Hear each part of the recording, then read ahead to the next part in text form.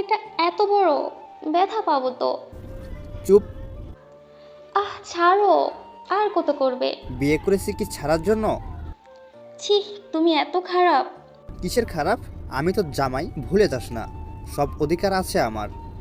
কিসের অধিকার তোর? সবসময় আমার শরীরটাকে চেয়ে এসেছিস, আমাকে কখনো চেয়েছিস? আমি কি চাই আমার কোনো আবদার পূরণ করেছিস? মুখে মুখে কথা বললে বাপের বাড়িতে পাঠিয়ে দেব, বলে দিলাম। তুই আর আমাকে বাপের বাড়ি পাঠাতে হবে না। আমি আজই তোর সংসার ছেড়ে চলে যাব। আমাকে খুব শিগগিরই ডিভোর্স দিবি, এটাই আমার শেষ কথা। ওকে, যা যা। তোর মতো মেয়েকে বিয়ে করেছি যে, এটাই তোর ভাগ্য ছিল। আজকের পর তোরে আমি তালাক দিলাম। তারপরে মেয়েটি কান্না করতে করতে বাপের বাড়িতে চলে গেল। বিয়েটি মেয়েটির অনিচ্ছায় হয়েছিল। মেয়েটি একটি ছেলেকে অনেক ভালোবাসতো। ছেলেটি বেকার ছিল, যার জন্য মেয়েটি ছেলেটিকে বিয়ে করেনি। কিন্তু আস্তে আস্তে সে বুঝতে পারছে টাকায় সব কিছু না। বেঁচে থাকতে হলে, সারা জীবন ভালো থাকতে হলে একজন ভালো মানুষের খুবই প্রয়োজন। কিন্তু এখন খুবই দেরি হয়ে গেছে। আজ 10 বছর পরে ফাঙ্গন স্বামীর সঙ্গে দেখা হলো একটি মার্কেটে। কেমন আছো তুমি হাসিব? হ্যাঁ, ভালো আছি। এই মার্কেটে চাকরি করো বুঝি, নাকি মার্কেট করতে এসেছো? না, এমনি ঘুরতে এসেছি। তুমি? আমি কিছু কেনাকাটার জন্যই এসেছি। অনেক ভালো লাগলো তোমার সঙ্গে দেখা হয়ে। আবারও? তোমার বউ বাচ্চা কেমন আছে? বিয়ে করেনি তুমি চলে যাওয়ার পরে। তোমার স্বামী বাচ্চা কেমন আছে? আলহামদুলিল্লাহ ভালো আছি, কিন্তু বিয়ে করো নাই কেন জানতে পারি? ইচ্ছে হয়নি, এই জন্য। ওহ আচ্ছা, তোমার কিন্তু বিয়ে করা দরকার অবশ্যই। তোমাকে ভাবতে হবে না এই সম্পর্কে।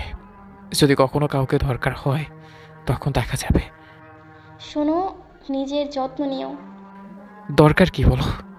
না মানে, ভালো দেখা যাবে। এখন কেমন দেখা যাচ্ছে তাই বললাম। যার জন্য যত নিতাম সে 10 বছর আগেই ছেড়ে গিয়েছে। তা এখন আমার আমার আর ইচ্ছে হয় না। আমার কিছু করার ছিল না। তোমার এতটাই অবস্থা খারাপ ছিল যে যার কারণে বাবা ডিভোর্স দিয়ে অন্যখানে বিয়ে দিয়ে দিয়েছে।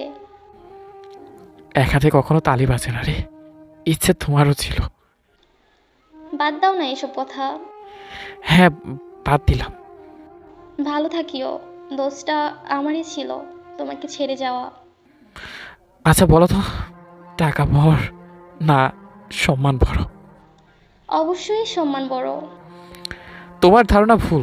সম্মানটাই বড়, কিন্তু তার মাঝে টাকার কাছে সবই হেরে যায়। টাকা থাকলে কেউ কাউকে সম্মানও দেয় না। ও, হ্যাঁ, ভালো থাকিও। আল্লাহ হাফেজ। হুম। কথাটি বলেই হাসিব একটি মুচকি হাসি দিয়ে স্থান ত্যাগ করে। হাসিব চলে যাওয়ার পরে ভাবতে থাকি, আসলে ওর ভালোবাসা আমি বুঝতে পারি নাই। শুধুমাত্র আমার জন্যই তার বর্তমান অবস্থা। আসলে বর্তমানে ভালোবাসা টাকা পয়সা দেখেই হয়। টাকা থাকলে ভালোবাসা সম্মান সব থাকে। টাকা নেই তো তুমি সবার কাছে ব্যর্থ।